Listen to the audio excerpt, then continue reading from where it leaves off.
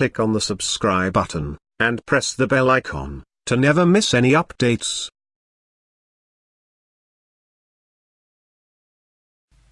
When I was in my 20s, I was a student in Toronto, and I offered to go to Vietnam because America was at war then. I was living in Canada, but I wanted to go and work with the military chaplains, and I was invited to speak. I was only in my 20s. I was invited to speak mainly to the youth or to maybe some military bases and so on, and I went there. And I'll tell you what, some amazing things happened. I was 25, my interpreter was 17, total age of 42. We were flying by American helicopters, we were on motorbikes. I was single at that time, and I said, well, if anything happens, it happens, you know. And and thousands of men and women gave their lives to Jesus Christ. I want to tell you a couple of stories with which I close, because it's amazing how these things come to be. After these thousands came to know Christ, I left and bid my interpreter, his name is Hien Pham, goodbye, and I was sure we'd never meet again. We left. 17 years later, at 11 o'clock at night, I was speaking in Vancouver, British Columbia, and my phone rang in my hotel room. I picked it up, and the voice says, Brother Rafi. I said, Hien? He said, you recognize my voice? I said, you're the only one who ever said, Brother Rafi. I said, where are you? He said, in California. I said, what? I said, what are you doing there? He said, my MBA. I said, you're in California doing your MBA? He said, yeah. I said, what happened? He said, have you got a few minutes? I said, I've got lots of minutes. He said, after you left, Vietnam fell. I was among those arrested and accused of working for the CIA. I told them I never worked for the CIA. They said, oh yeah, your English is so good, you had to be working for them. He said, no. I would interpret for guest speakers and work for the Americans, but I never worked for the CIA. He said, they wouldn't believe me, they put me in prison. They said, nobody ever admits working for the CIA. So they put him in prison. He was in a prison camp.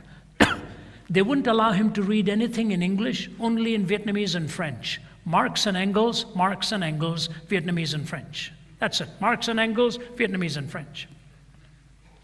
Finally, he said, Brother Rafi, they pounded into my head that there was no God. And one day I said, okay, I'm going to live as if there is no God. He said, that day they assigned me to clean the latrines. He said, you've never seen a latrine. He said, you thought you saw horrible latrines when you were with me? He said, you've never seen anything like this. He said, you have to tie a cloth around your nose and mouth to clean it.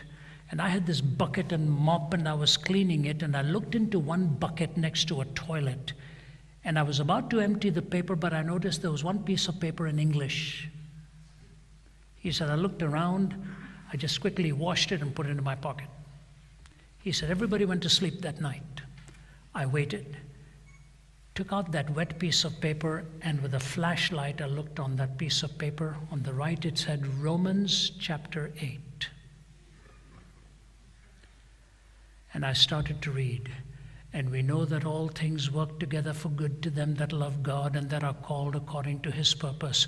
What shall separate us from the love of God? Shall life or death or this, principalities or powers? He said, I started crying. I said, God, today I woke up in the morning saying I will never pray to you again, and now I'm holding in my hand one verse that I needed more than anything else, that all things can work together for good to them that love God. He said, I got on my knees and begged God for forgiveness. He said, I woke up in the morning and went to the commanding officer and said, do you mind if I clean the latrines again today? He said, I picked up pages from the New Testament every day. The commander had been given a Bible. He used to tear pages out of it, use it as toilet paper, and throw it into the bin. I washed it, put it into my pocket, and had my devotions at night. He said, finally one day they told me they were going to release me. And I was released. I got about 51 or 52 others together, including the son or daughter of the vice president, someone. We were going to build a boat to escape. And we built a boat. Several weeks went by. One day, 4 Viet Cong came knocking on my door, Brother Rafi, and said to me, "You're trying to escape, aren't you?" And he said, I looked at them, plain expression, and said, "No." They said, "Are you telling us the truth?" He said, "Yes." "You're not going to escape?" "No." "You're telling us the truth?" "Yes." He said, they left. He said, I slapped my forehead and said, "Oh, my dear God, I've done it again." He said, I prayed a prayer that I hoped would never be answered. I said, "God, forgive me, and if you want me to tell them the truth, bring them back before we escape." Hours before they were to leave, these 4 guys were back, armed to the teeth, grabbed him by the collar, rammed him against a wall. "You're lying. You're trying to escape, aren't you?" He said, "Yes, with 52 others. Are you going to kill me?" They said, "No, we want to go with you." He said, 4 of these Viet Cong came on the boat with us. He said, "Brother Rafi, on the high seas, we were in a storm, we were to capsize, but these 4 men were the best mariners we could have wanted as skippers. They finally brought us safely to Thailand. I became a refugee there and ultimately got my papers. I'm in California now doing my MBA." We flew him to my home because he wanted me to officiate at his wedding. He'd found a beautiful young Vietnamese gal he was going to marry. And he looked at my kids across the kitchen table when they were young, and he said to them, "You know, you always think you're going to manage it your own way. It never works." He said, "The most important thing in your life is to find that intimacy with God, and He will guide you, He will hold you, He will take you through safely in your journey as you walk hand in hand with Him. When everything comes together, then you have wonder. Then you have truth, then you have love, and you have security. That's what gives life meaning. And you'll find that only God is big enough to do that for you." God bless you, and thank you for listening to me so carefully. Thank you.